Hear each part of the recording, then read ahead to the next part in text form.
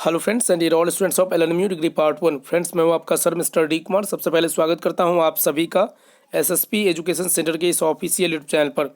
Friends इस video में LNMU BA part 1 geography subsidiary paper वाले स्टूडेंट्स के लिए चैप्टर वाइज जितने भी महत्वपूर्ण ऑब्जेक्टिव क्वेश्चन है जो आपके एग्जाम के लिए वीवीए है, उन सभी प्रश्नों का उत्तर मैं आपको इस वीडियो में बताने जा रहा हूँ। इससे पहले मैंने आप सभी को चैप्टर वाइज जो ऑब्जेक्टिव प्रश्न है उसका 2 वीडियो प्रोवाइड करवा दिया हूँ, जिसमें आपको पहले वीडियो में पहला से लेकर चौथे चैप्टर एवं जो दूसरा वीडियो है उसमें 5वें से लेकर 7वें चैप्टर तक का ऑब्जेक्टिव प्रश्न बता दिया गया है। फिलहाल इस वीडियो में मैं आप सभी को 8वें चैप्टर से जो महत्वपूर्ण ऑब्जेक्टिव प्रश्न है उसका आंसर बताने जा रहा हूं। तो अगर आप इस चैनल पर नए हैं तो इसी प्रकार की अप टू डेट वीडियो प्राप्त करने के लिए आप चैनल को अवश्य सब्सक्राइब कर लीजिएगा। साथ में जो घंटी की निशान दिखेगी उसे दबाकर ऑल नोटिफिकेशन भी ऑन करके रखिएगा, ताकि हर एक आने वाले वीडियो की नोटिफिकेशन आपको अप टू डेट मिलती रहेगी। तो चलिए बिना समय वेस्ट किए क्वेश्चंस को स्टार्ट करते हैं। आपका 8वां चैप्टर जो है भूमि का अपर्दन एवं व संरक्षण। तो इससे आप पहला क्वेश्चन देख सकते हैं जो कि 114 नंबर है सीरियली में। तो नदियों के तेज प्रवाह व इनके पानी के अधिक फैलाव के फलस्वरूप जो कटाव होता है उसे क्या कहते हैं? तो उसे जो है आप नदी तटीय कटाव कहते हैं। तो ऑप्शन नंबर 100 इसका उत्तर हो जाएगा। देखिए इसमें क्या है कि आंसर आपका सामने में दिख पा रहा होगा। तो बहुत सारे ऐसे स्टूडेंट्स होते हैं जिनके पास स्टडी मटेरियल नहीं होती है या गेस्ट पेपर नहीं होते हैं, तो उनके लिए बहुत ही हेल्पफुल होगा। और वैसे भी विजुअलाइज एजुकेशन जो होता है वो आपके माइंड पे ज़्यादा जो है वो क्या कहते हैं, वो आपका माइंड जो है ज़्यादा ऑब्जर्व कर पाता है। तो इस तरह से कोई भी चीज़ आप पढ़ते हैं या उसको देख लेते हैं तो देखना बहुत ही अच्छा होता है। इसलिए आप लोगों को video up to date provide करवा रहा हूँ और आप लोग बहुत ज़्यादा ही कमेंट्स भी इसके लिए कर रहे थे। तो यहाँ पे 115 नंबर क्वेश्चन है कि निम्नलिखित में से कौन सा कटाव घाटी कटाव के नाम से भी जाना जाता है? तो घाटी कटाव के नाम से भी जो जाना जाता है वो है अवनालिका कटाव। ऑप्शन नंबर और इसका उत्तर हो जाएगा। 116 नंबर प्रश्न है कि मरुस्थलीय भाग में भूमि का अपर्दन किसके द्वारा अधिक होता है? तो मरुस्थलीय भाग में भूमि का अपर्दन जो है वो आपका वायु द्वारा सबसे अधिक होता है। तो बॉय इसका उत्तर हो जाएगा। उसके बाद 117 नंबर प्रश्न है कि भूमि के जिस भाग में अपर्दन की क्रिया अधिक पाई जाती है वह है। तो भूमि के जिस भाग में अपर्दन की क्रिया अधिक पाई जाती है वह आपका पहाड़ी भाग है। ऑप्शन नंबर और इसका उत्तर हो जाएगा। 118 नंबर प्रश्न है पहाड़ी क्षेत्रों में नलिका अपर्दन को रोकने का प्रमुख साधन। तो पहाड़ी क्षेत्रों में नलिका अपर्दन को रोकने का प्रमुख साधन आपका बांध है। ऑप्शन नंबर बॉय इसका उत्तर हो जाएगा। 119 नंबर प्रश्न है सीढ़ी नुमा खेतों की व्यवस्था करके किस भाग में मिट्टी का कटाव रोका जा सकता है? तो सीढ़ी नुमा खेतों की व्यवस्था करके जिस भाग में मिट्टी का कटाव रोका जा सकता है वो है आपका पहाड़ी भाग में। ऑप्शन नंबर 100 इसका उत्तर हो जाएगा। 120 नंबर प्रश्न है मिट्टी के संरक्षण के लिए उपयोगी पद्धतियों में निम्न में से कौन सी यांत्रिकी पद्धति का तरीका नहीं है? तो यांत्रिकी पद्धति का तरीका आपका सीढ़ी नुमा खेती की व्यवस्था नहीं है। बाकी समोच्च बांध या प्रवाह नालियाँ ये सभी यांत्रिकी पद्धति का तरीका है, जिसको आप आर्टिफिशियल तरीका भी कह सकते हैं। तो यहाँ पे देखिए 9वां जो आपका चैप्टर है वायुमंडल की संरचना संगठन एवं वायुमंडलीय प्रदूषण और विक्षोभ। तो इससे जो ऑब्जेक्टिव प्रश्न है 121 नंबर प्रश्न है वायुमंडल में ऑक्सीजन की मात्रा। देखिए इस चैप्टर में से मैक्सिमम क्वेश्चंस आपके एग्जाम में आ सकते हैं। तो वायुमंडल में ऑक्सीजन की जो मात्रा है वो आपका 21% है, 21%, और इसका उत्तर हो जाएगा। उसके बाद है वायुमंडल में नाइट्रोजन की मात्रा, तो ये आपका 78% है। तो ऑप्शन नंबर बॉय इसका सही उत्तर हो जाएगा। 123 नंबर प्रश्न है वायुमंडल का सबसे नीचे का भाग या निचला स्तर है। तो निचला स्तर जो है वो आपका परिवर्तन मंडल या जिसको क्षोभ मंडल आप कहते हैं। तो ऑप्शन नंबर 100 इसका उत्तर हो जाएगा। 124 नंबर प्रश्न है पृथ्वी के वायुमंडल का सबसे ऊपरी भाग है। तो पृथ्वी के वायुमंडल का सबसे ऊपरी भाग आपतन मंडल है। ऑप्शन नंबर बॉय इसका उत्तर हो जाएगा। 125 नंबर प्रश्न है कि ईंधन को अत्यधिक ताप पर जलाए जाने पर जिस गैस की उत्पत्ति होती है वो गैस आपका नाइट्रोजन ऑक्साइड है, नाइट्रोजन ऑक्साइड NO2। उसके बाद 126 नंबर क्वेश्चन है ओजोन मंडल का विस्तार पाया जाता है। तो ओजोन मंडल का विस्तार 32 से 80 किलोमीटर तक पाया जाता है, और इसका उत्तर हो जाएगा। 127 नंबर प्रश्न है वायुमंडलीय प्रमुख अग्निरोधक गैस है। तो वायुमंडलीय प्रमुख अग्निरोधक गैस जो है वो आपका कार्बन डाइऑक्साइड है, क्योंकि जहाँ भी आग लगती है तो वहाँ कार्बन डाइऑक्साइड मतलब हाई प्रेशर वाला कार्बन डाइऑक्साइड गैस का प्रयोग किया जाता है आग पे नियंत्रण करने के लिए। 128 नंबर प्रश्न है वायुमंडल में पराबैंगनी किरणों का मुख्य अवशोषक है। तो वायुमंडल में पराबैंगनी किरणों का मुख्य अवशोषक ओजोन है, ओजोन जिसको O3 आप लोग कहते हैं। तो इसका आंसर ऑप्शन नंबर ओ हो जाएगा। अब चलिए 10वां चैप्टर देखते हैं जिसमें है दैनिक सूर्याभिताप एवं वायुमंडलीय तापमान। दैनिक सूर्याभिताप एवं वायुमंडलीय तापमान, इसमें 129 नंबर क्वेश्चन इस चैप्टर से जो पहला है सामान्य ताप पतन दर में बढ़ती ऊंचाई के साथ तापमान कम होने की दर है।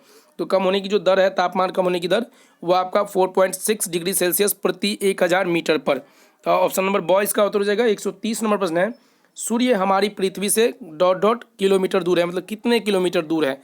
तो सूर्य हमारे पृथ्वी से 15 करोड़ किलोमीटर दूर है। ऑप्शन नंबर बॉय इसका उत्तर हो जाएगा।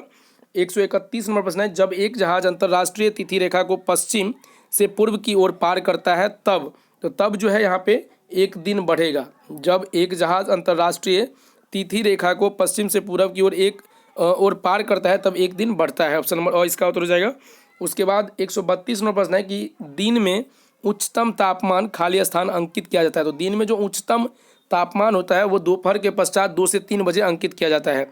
दोपहर के पश्चात 2 से 3 बजे के बीच जो है मैक्सिमम तापमान दिन में देखने को मिलती है। 133 नंबर प्रश्न है कि पृथ्वी जिस तारीख को सूर्य से सर्वाधिक दूरी पर होती है वह तारीख है। तो वह तारीख जो है आपका 4 जुलाई है। पृथ्वी जिस तारीख को सूर्य से सर्वाधिक दूरी पर जिस तारीख को पृथ्वी होती है वो आपका डेट जो है वो 4 जुलाई होती है। ऑप्शन नंबर बॉय इसका उत्तर हो जाएगा।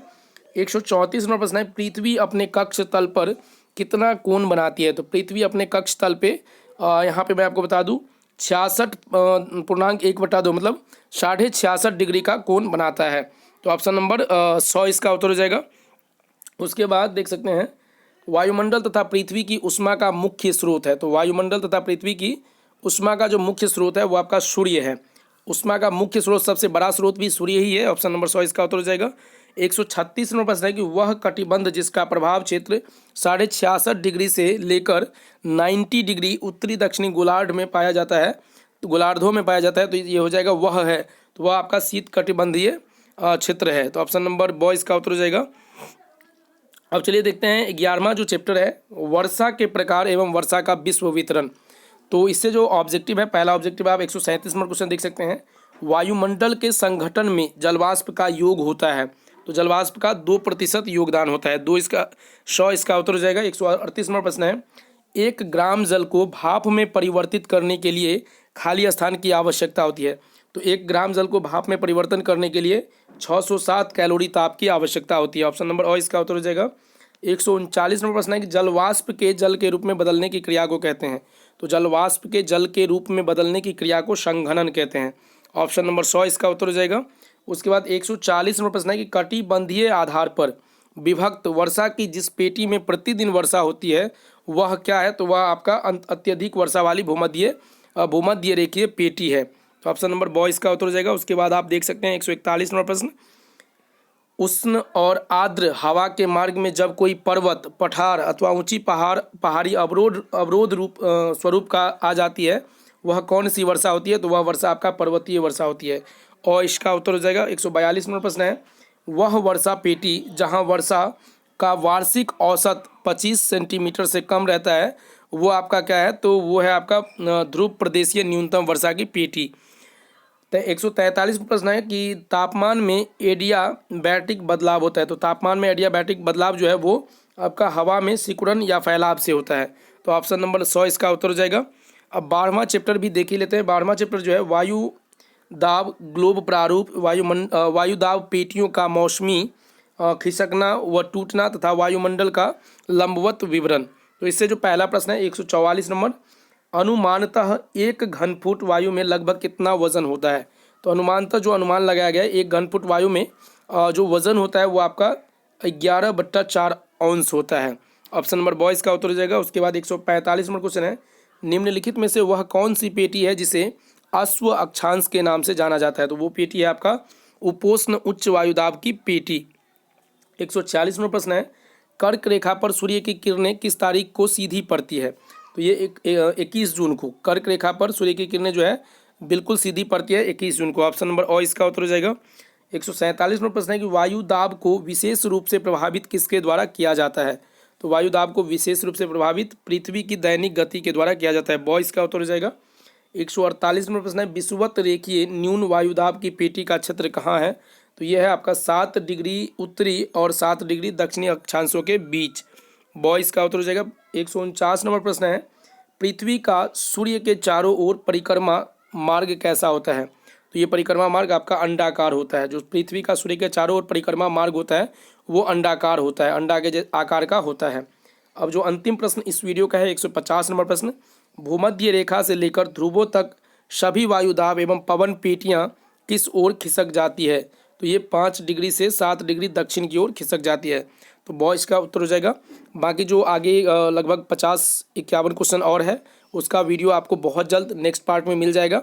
तो आप लोग चैनल को अवश्य सब्सक्राइब करके रखिएगा। साथ में इस वीडियो के डिस्क्रिप्शन बॉक्स में जो टेलीग्राम ग्रुप का लिंक है उसमें आप अवश्य जुड़ जाइएगा, ताकि वहाँ पे PDF आपको प्रोवाइड करवा दी जाएगी। तो मिलते हैं नए वीडियो में आगे के क्वेश्चंस के आंसर के साथ।